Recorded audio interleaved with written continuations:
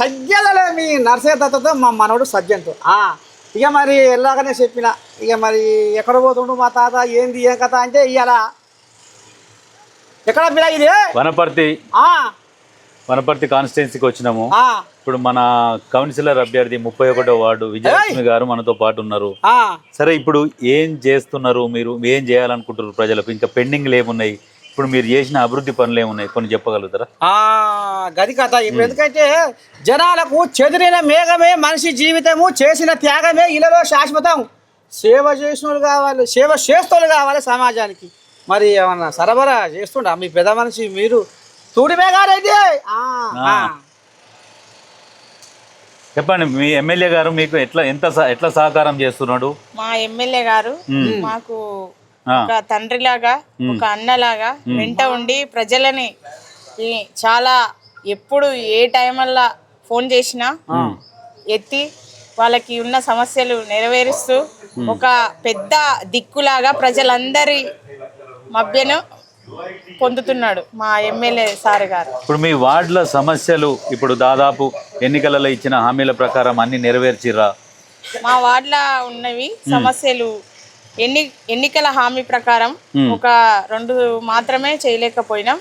అవి కొన్ని నిజానంగా చేయగలుగుతాం. పుట్టంగానే ఎవరు పెద్దగా కాము, నిజానంగా జరుగుతాయి ఏవైనా పనులు. నా వార్డులో ఉన్న సమస్యలు వాటరు, డ్రైనేజీ, మోరీలు, స్ట్రీట్ లైట్స్, మౌలిక వసతులు అన్ని ప్రజలకు కల్పిస్తూ వాళ్ళ పనులు చేస్తూ ముందుకెళ్తున్నా. కొన్ని ప్రధాన సమస్యలు ఉన్నాయి. గుడి, మసీదు, పార్కులు డెవలప్మెంట్ చేయాలి. నా వార్డులో ఇవే ప్రధాన సమస్యలు. నాకంటూ ఎలాంటి వ్యాపారాలు, బిజినెస్లు ఏవీ లేవు. నేను ఎప్పుడు ప్రజల మధ్య ఉంటూ ప్రజల పనియే చేస్తూ ఎప్పుడు 24 గంటలు ప్రజల గురించే ఆలోచిస్తూ ముందుకు నడుస్తున్నా. అందుకు నన్ను ప్రజలు దీవిస్తారని నేను కోరుచున్నా. అమ్మో తెలుగలే మనవరాలు కాదు ఇయ్యాలేపట ఎడ ఉంది కథ, కుసనాల కాడ ఉంది కథ. ఖర్చు పెడతదా మా మనవరాలు? మరి నాకేమో నేను ప్రజలకి ఎలాంటి డబ్బు ప్రభావాలకు లోను కాకుండా నేను నీకు పని చేస్తా, మీరు నాకు ఓటేయండి అని మాత్రమే చెప్పగలుగుతా. అంతే. నేను ఎలాంటి డిమాండ్స్ మాత్రం చెయ్యను ప్రజలతో. నా పనిని చూసి ఓటర్లకు ఏమన్నా ఆశ మభ్య పెట్టేది అలాంటివి ఏవీ లేవు. నా ప్రజలు కూడా అమ్మ మాకు నువ్వు ఎప్పుడు ఫోన్ చేసినా రెస్పాన్స్, ఎప్పుడు ఇక్కడే ఉండి మాకు వర్క్ చేస్తే చాలు, నువ్వు చేస్తావు, చేయించగలుగుతావు అనే భావన కూడా ప్రజల లోపల ఉంది, ధైర్యం కూడా ఉంది. ఆ సపోర్ట్ చూసే నేను ముందుకెళ్తున్నా. నా భర్త అడుగు జాడల్లో నేను నడుస్తున్నా. నా భర్త లేడు కాబట్టి నేను చాలా. అయితే ఇప్పుడు తెలంగాణలో ఒకటి ప్రధానమైన సమస్య ప్రతి గ్రామంలో ఏమున్నదంటే కోతుల బెడద, కుక్కల బెడద ఒక్కొక్క దగ్గర విపరీతంగా ఉన్నది. అటువంటి సమస్య మీ దగ్గర ఏమైనా ఉన్నదా? ఇక్కడ మా దగ్గర కూడా ఉంది కోతుల బెడద. కానీ కోతులు అనేది అది ఏంది ప్రభుత్వ రూల్ ప్రకారం 2 మాత్రమే. వాటిని ఎలాంటి ఏమంటారు, వాటికి మందు పెట్టడం, అట్లా ఎత్తుకపోయి కానీ అక్కడ వదిలేయడం అలాంటివి ఏమి చేయొద్దు. అవి ఏమంటారు, మూగజీవులు ఎక్కడైనా జీవిస్తాయి. ఎందుకంటే అడవులల్లో ఏమి దొరకక ఊర్లల్లో తిరుగుతున్నాయి. అవి వాటిని తీసేయాలంటే కొంచెం చాలా టైం పడుతుంది. ఫారెస్ట్ అవునవును. అయితే కొన్ని గ్రామాలలో గ్రామ పంచాయతీల సర్పంచ్ అభ్యర్థులు ఏం చేస్తారంటే మేము కోతులన్నీ పారదోలుతాం, మాకు ఓటేయ్యి అనేది కూడా పెట్టారు చాలా వరకు. ఈ ఊళ్ళో పెట్టి ఆ ఊళ్ళు వేస్తుడు, ఆ ఊళ్ళో పెట్టి ఈ ఊళ్ళో అవి భద్రాచలం, శ్రీశైలం అడవులు వేస్తే పాపం అయ్యేమన్నా జరగన దొరుకుతుంది వాటికి తింటాను. కానీ ఇదంతా ఈ వాళ్ళ పుట్ట తిప్పలే, వాళ్ళ సంవత్సరం మాత్రమే మన ఏంది మెదడున్న మానవ మాత్రలే ఇలా ఉన్నారు. అవి ఏంది మూగజీవులు, వాటికి కూడా దొరకాలి కదా, అందుకు అవి మనలాగా తిరుగుతున్నాయి. ఇప్పుడు ఒక ముచ్చట ఏంటంటే ఇందిరమ్మ ఇండ్లు కానీ, రేషన్ కార్డులు కానీ, సన్న బియ్యం కానీ, సెటై పెట్టాయి అంత సర్కార్ నుంచి అందుతున్నాయి. మరి ఏమన్నా అందరికి అందుతున్నాయి, అందరికి అందేలా మేము చూస్తున్నాం కూడా. మీ వార్డులో ఇందిరమ్మ ఇండ్లు ఎంత మందికి వచ్చినాయి? మా వార్డులో ఇందిరమ్మ ఇండ్లు 20 మందికి వచ్చినాయి. 20 మందికి ఇంకా అయ్యేనా? ఇంకేమైనా వస్తాయా? ఇంకా వస్తాయి నెక్స్ట్ కూడా. మీ వార్డులో ఎంత మంది ఓటర్లు ఉన్నారు? మా వార్డులో 1900 మంది ఓటర్లు. 1900 మందికి 20. Okay okay. ఇప్పుడు అందరికి రేషన్ కార్డులు ఇప్పించరా? అర్హులైన వాళ్ళందరికీ? అర్హులైన అందరికి రేషన్ కార్డులు, జీరో బిల్లులు. సిలిండర్ కూడా వస్తున్నాయి కొద్ది మంది.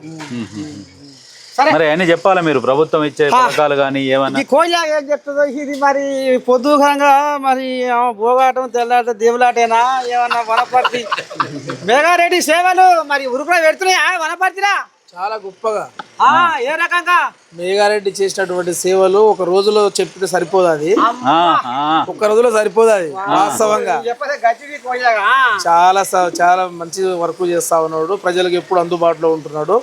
ప్రజలు ఎప్పుడు పిలిచినా పలికే నాయకుడు ఎవరైనా ఉన్నారంటే మన తెలంగాణ కాన్స్టిట్యూన్సీలో ఎవరైనా ఉన్నారంటే మేఘారెడ్డి గారే. అది అవును. ఒక మాట, ఈ గురువును మించిన శిష్యుడు అయ్యిండు అనేది కథ నడుస్తుంది లోకం మీద. ఎట్లా ఇది అయిపోయే, ఎట్లా ఈ కథ నడిచే? ఇప్పుడు గురువు ఉన్నప్పుడు గురువు తప్పులు చేసినప్పుడు శిశువు దానికి సరిదిద్దాల్సిందే కదా. గతంలో ఎవరైతే మంత్రిగా చేసిర్రో వాళ్ళు చేసినటువంటి తప్పులు ఎన్ని ఉన్నాయో ప్రజలకు ఆల్రెడీ చూసిర్రు. ప్రజల మీద అరాచకాలు చూపించి ఎక్కడ ఉన్న ల్యాండ్ గుంజుకోవడం, దాని తర్వాత ప్రజలను పీడించడం వల్ల చాలా మంది మార్పు కోరుకున్నారు. ఆ మార్పులో భాగంగానే గురువు వద్దని చెప్పి శిశువుని కోరుకున్నారు. శిశువుని ఆల్రెడీ 25,000 అంటే దాదాపు ఆయన 50,000 మెజార్టీతో గెలిచిన గతంలో. ఇప్పుడు ఈయన 25,000 మెజార్టీ అంటే దాదాపు 75,000 మెజార్టీతో మేము గెలిచినామని చెప్పేసి ఈ సందర్భంలో చెప్తాం. మేఘారెడ్డికి ఎట్లా జనాలు జై కొడతారంటావు? అంటే ఇంక ఏమేమి సేవలు చేసిండు వనపర్తికి అని, ఏమేమి గుంజుకొచ్చిండు చెప్పుకోదాకా ముచ్చట్లు ఏమున్నాయి? ఇప్పుడు మనకు మేఘారెడ్డి గారు వచ్చిన తర్వాత వనపర్తిగా మెడికల్ హాస్పిటల్ కావాలి. అది 240 కోట్లతో మొన్ననే ప్రారంభించినాం. సైనిక్ స్కూల్ ప్రారంభించినాం. అదేవిధంగా ఇక్కడ హాస్పిటల్ కూడా డెవలప్మెంట్ చేస్తా ఉన్నాం. యంగ్ ఇండియా ఇంటిగ్రేషన్ స్కూల్ అని చెప్పేసి అది కూడా తీసుకొచ్చినాం. దాని తర్వాత మనకు ఐటీ కాలేజీలు తీసుకొచ్చినాం. దాని తర్వాత ఇప్పుడు మన పాలిటెక్నిక్ బంగ్లా అని చెప్పారు కదా మన వాళ్ళు చాలా మంది, దాన్ని కూడా కొన్ని కోట్లు తీసుకురావడం జరిగింది. ఎందుకంటే ఇది ఒక టూరిస్ట్ ప్లేస్, ఇది బంగ్లా చూడడానికి చాలా మంది వస్తారు. దాన్ని కూడా డెవలప్ చేస్తా ఉన్నాం. ఇంకోటి ఇందిరమ్మ ఇల్లు చెప్తారా, ప్రజలకు ఎంత అందుబాటులో తీసుకొచ్చినాం అంటే ప్రజలకు దాదాపు 10 ఏళ్ళు వాళ్ళు పరిపాలించారు. ఒక్క ఇల్లు కూడా ఇవ్వలేకపోయారు. ఇప్పుడు ఏ ఊర్లో చూసినా, ఏ మార్పుల తాండలో చూసినా, ఏ గ్రామాల్లో చూసినా ఇందిరమ్మ ఇళ్ళే కనిపిస్తూ ఉన్నాయి. ప్రజలకు పనులు లేకుండా మేస్త్రీలకు పనులు దొరికినాయి. అదేవిధంగా లేబర్లకు పనులు దొరికినాయి. ఎక్కడ చూసినా పనులు, చాలా మంది ప్రశాంతంగా ఉన్నారు. అదే మనం ఇప్పుడు జూబ్లీస్ బంజారాస్లో పోయి చూసినా కూడా అక్కడ సన్న బియ్యమే తింటారు. ఇప్పుడు ఏ గ్రామాల మారుమూల పల్లెలో పోయి చూసినా కూడా సన్న బియ్యమే తింటారు. అంటే ప్రజలకు చాలా మటుకు కాంగ్రెస్ పార్టీ అన్ని ఏ కార్యక్రమాలు చేయాలో అన్ని చేస్తూ ఉంది. ఏం పేరు? నా పేరు చీర్ల ఆంజనేయులు. అమ్మో చీర్ల తగిసుంట్రా ఎండపడకురా. మరి ఎట్టడి సంగతి వనపర్తిలో ఏం కనపడుతుంది? ప్రచారంలో జనాలు ఏం అడుగుతుర్రు, మరి మీరేం చెప్తుర్రు? మీ పెద్ద మనిషి నుంచి నోటి మాట ఏం వెళ్తుంది బయటికి ఇంకా వనపర్తి జనాలకు? వనపర్తి ఎమ్మెల్యే గారు చాలా మంచి వ్యక్తి, పిలిస్తే పలికే నాయకుడు, ఎప్పుడు అందుబాటులో ప్రజలకు అందుబాటులో ఉండే నాయకుడు. ఎవరైనా చనిపోతే ప్రతి ఒక్కరికి 5,000 రూపాయలు ప్రతి ఇంటికి అందజేస్తున్నాడు. మా నాయకుడు చాలా గొప్ప నాయకుడు. ఆయనకు ఎంత చేసినా తీరని రుణం. ఇప్పుడు సర్పంచ్ అయితేనే నీ దండం పెడితే కథ ఎట్టుంటుందో నీకు ఎరికే. మరి ఎమ్మెల్యే అయ్యి కూడా చాలా సీదగా ఉంటాడట, ఎందుకని కావచ్చు పిల్లగా? ఆయన పల్లెటూరులో పుట్టి పెరిగిన నాయకుడు, చాలా బీద కుటుంబం నుంచి పైకి వచ్చిన నాయకుడు. ఆయనకు అన్నీ తెలుసు, కింది నుంచి పై స్థాయి వరకు ఆయనకు అన్నీ తెలుసు. మరి రేపు బంపర్ మెజార్టీనా? 100% వనపర్తి మున్సిపాలిటీ గెలుచుకుంటాం, కైవసం చేసుకుంటాం. ఎందుకంటే మరి అక్కడ దెబ్బతిన పూరా మరి గచ్చి పోటీ ఏమైనా ఉంటుందా అని. ఆ పులికి మళ్ళా దెబ్బ తాకుతుంది, ఆ దెబ్బ ఏందో చూపిస్తాం మళ్ళా.